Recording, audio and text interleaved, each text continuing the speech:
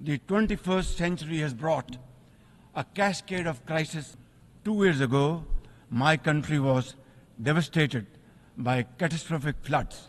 100 developing countries trapped in the vicious cycle of debt and liquidity crisis.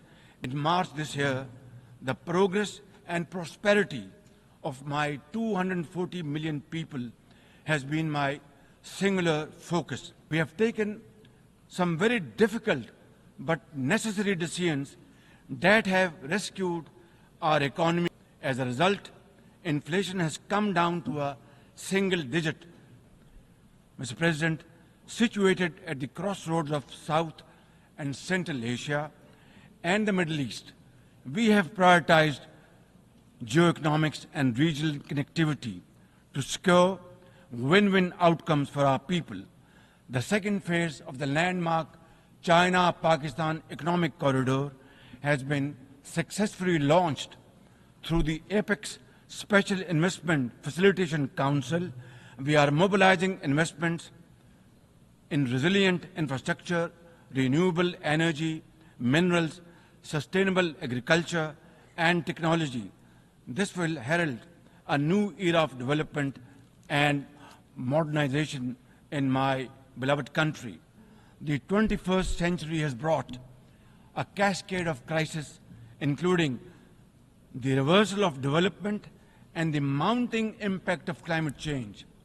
2 years ago, my country was devastated by catastrophic floods, causing $30 billion in damages.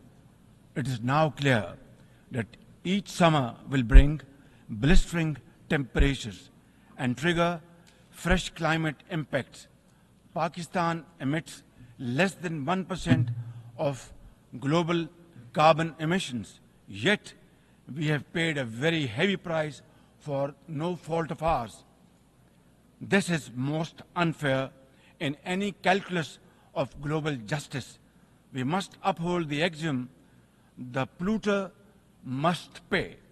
Ladies and gentlemen, Pakistan looks forward to fulfillment of commitments made by our development partners to support the achievements of the SDGs and climate goals, including a new annual goal beyond $100 billion in climate finance.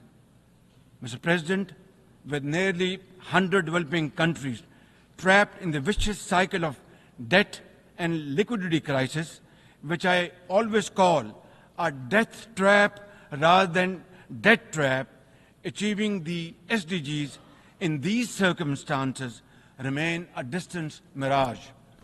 The international financial architecture, which the Secretary General has described as morally bankrupt, and the world trade and technology regimes must be reformed and aligned to promote development and global equity.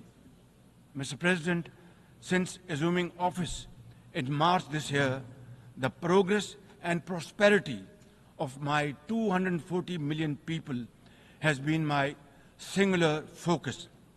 We have taken some very difficult but necessary decisions that have rescued our economy from collapse, restored macroeconomic stability, controlled fiscal deficits, and strengthened our reserves. As a result, inflation has come down to a single digit by the grace of God, and the prospects for economic growth has revived. Mr. President, situated at the crossroads of South and Central Asia and the Middle East, we have prioritized geoeconomics and regional connectivity to secure win-win outcomes for our people. The second phase of the landmark China-Pakistan Economic Corridor has been successfully launched through the Apex Special Investment Facilitation Council. We are mobilizing investments in resilient infrastructure, renewable energy, minerals, sustainable agriculture, and technology. This will herald a new era of development and modernization in my beloved country.